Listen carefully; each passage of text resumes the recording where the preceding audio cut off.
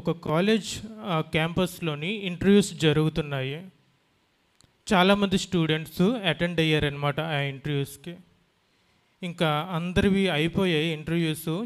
లాస్ట్న ఒకడు ఉన్నాడనమాట, వెయిట్ చేస్తున్నాడు. లోపల ఒక వ్యక్తి ఉన్నాడు, ఆ వ్యక్తి రాగానే తిని వెళ్ళడానికి. కానీ చాలా టెన్షన్ పడుతున్నాడు. చాలాసార్లు చూసుకున్నట్టయితే ఈ రోజుల్లో కూడా ఇంటర్వ్యూస్ టైంలోని లోపల ఉన్నోడి కన్నా బయట ఉన్నోడికి ఎక్కువ టెన్షన్ ఉంటుంది. అలాగే ఈ యొక్క స్టూడెంట్కి కూడా చాలా టెన్షన్గా ఉంది. అయిపోయింది, లోపల ఉన్నాడు బయటకు వచ్చాడనమాట. వెంటనే ఈ యొక్క కుర్రోడు వెళ్ళి అడుగుతున్నాడు, లోపల ఏమడుగుతున్నారా అని.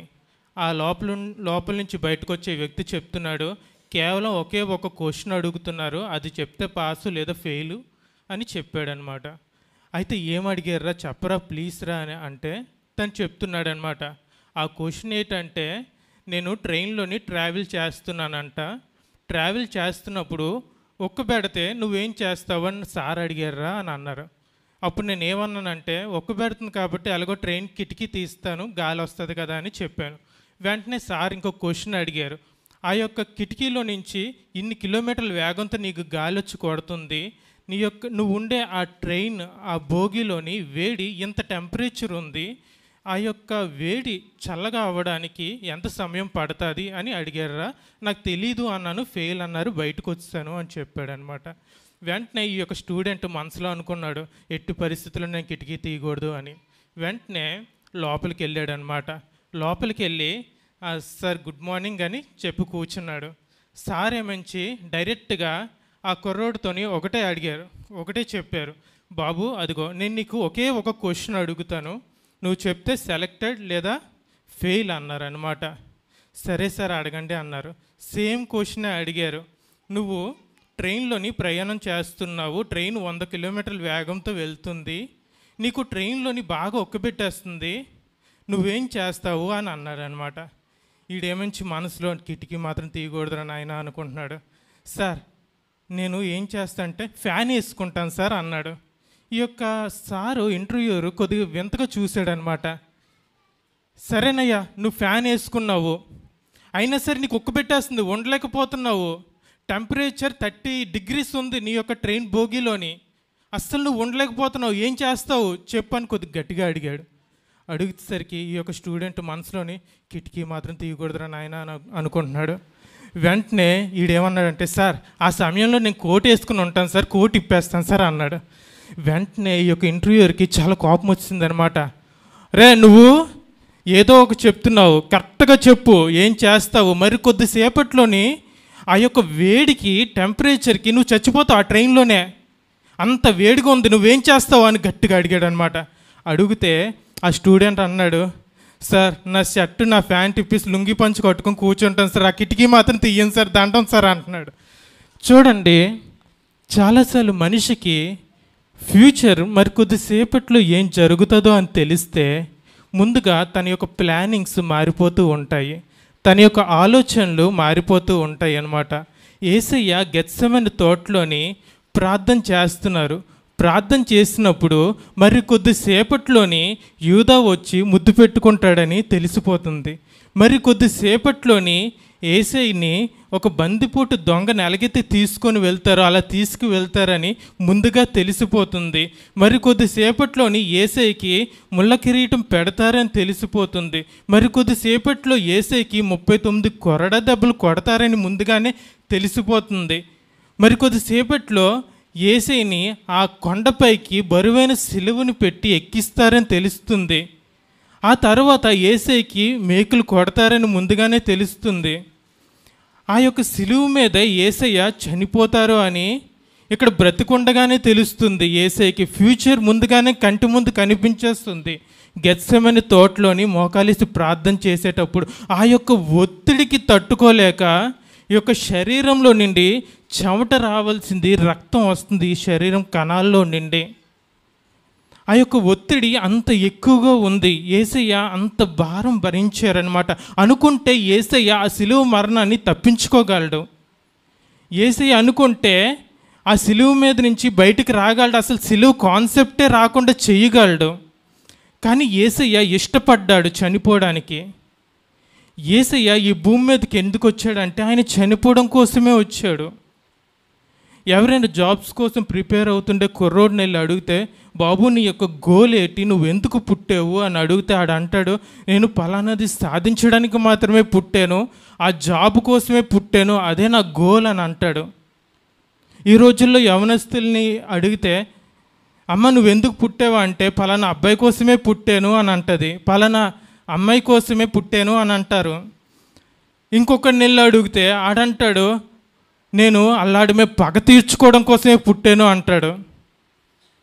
యేసయ్య దగ్గరికి వెళ్ళి, యేసయ్య నువ్వెందుకు పుట్టావు అని అడిగితే యేసయ్య ఏమంటాడంటే, అమ్మ నేను నీ కోసమే పుట్టాను, నేను మరణించడం కోసమే పుట్టాను, నా యొక్క రక్తము మీకు ఇవ్వడం కోసమే పుట్టాను అని యేసయ్య చెప్తాడనమాట.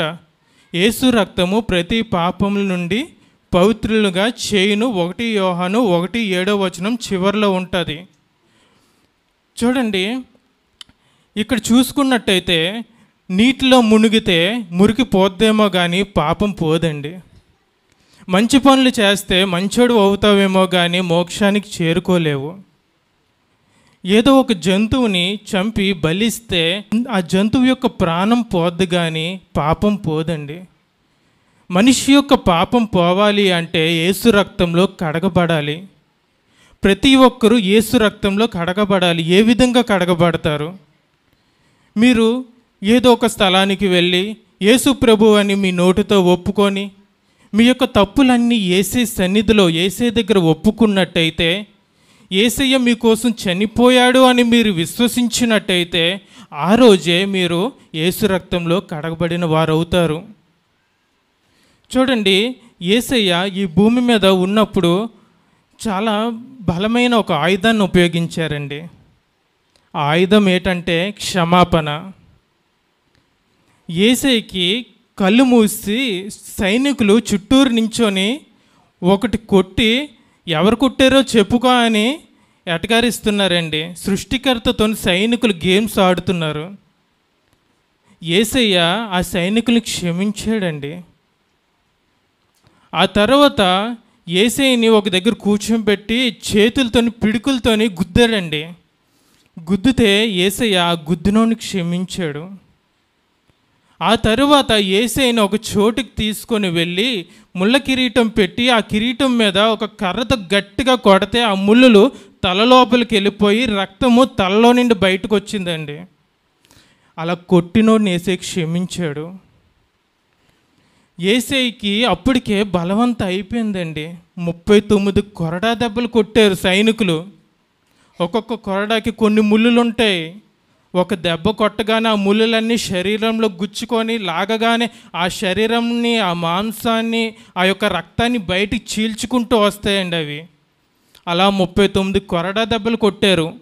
యేసయ్య అలా కొట్టినోడిని క్షమించాడు. ఇంకా బలం లేదు ఆయనకి నిలబడ్డానికి కూడా.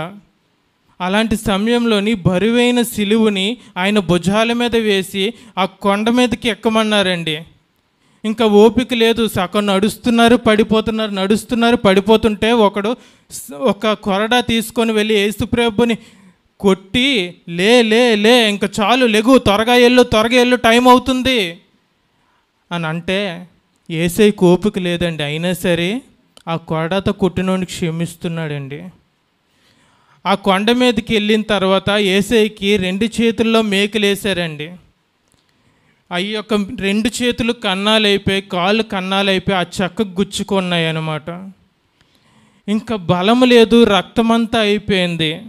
ఆ యొక్క మేకులు కొట్టినోళ్ళని యేసయ్య క్షమిస్తున్నాడండి. యేసయ్యని చివరిగా సిలువ వేసి ఆకాశానికి భూమికి మధ్యలోని ఆయన వేలాడుతూ ఉంటే సైనికులు కింద నుంచి జోక్స్ వేసుకుంటున్నారండి. అప్పుడు ఆ సమయంలో యేసయ్య ఏమంటారు అంటే, తండ్రి వీరు ఏమి చేయుచున్నారో వీరు ఎరుగరు కనుక వీరిని క్షమించమని చెప్తాడండి. చూడండి, ఈ రోజుల్లోని యేసయ్య చూపించిన క్షమాపణ కరువైపోయిందండి.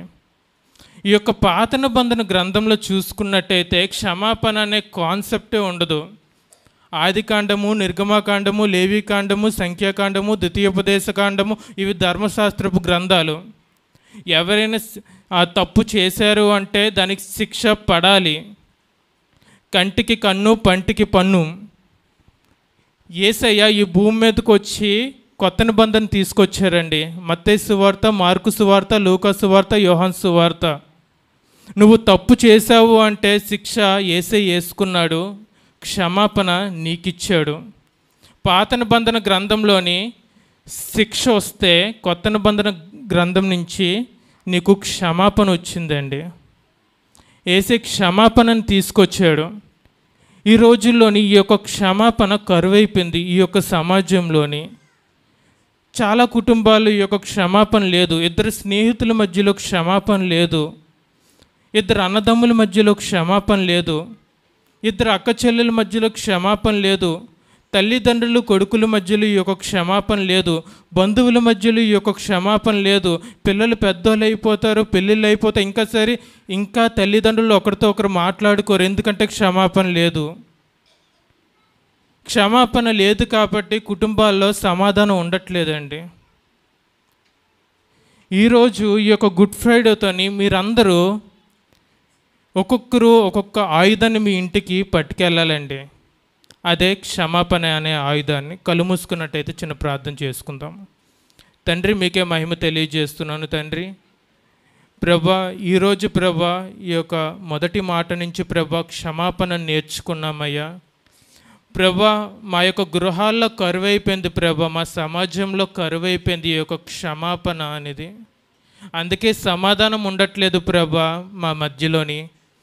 దేవా, నీవు ఆ సిలువ మీద ప్రభా నీ యొక్క ప్రాణం పోయే స్థితిలో కూడా ప్రభా కొడుతున్న వారిని నీవు క్షమించావు, శత్రువులను క్షమించావు ప్రభా. అటువంటి క్షమాపణ గుణము మీరు మాకు అందరికీ దయచేయమని నేను వేడుకుంటున్నాను.